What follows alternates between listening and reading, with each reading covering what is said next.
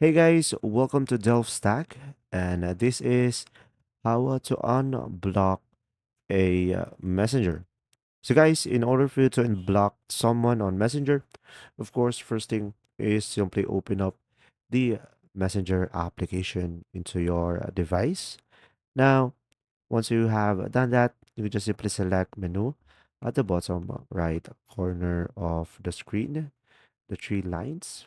And now over here, you can just simply go ahead and go to the settings. Now, once you are here on the settings tab, you can just simply go ahead and go for scroll down and look for privacy and safety.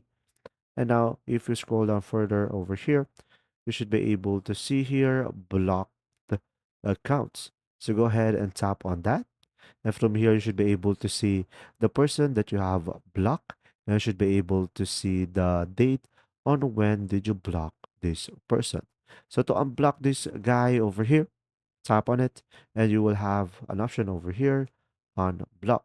So guys, unblocking this person won't add them as a Facebook friend, and you won't be able to block them again for 48 hours.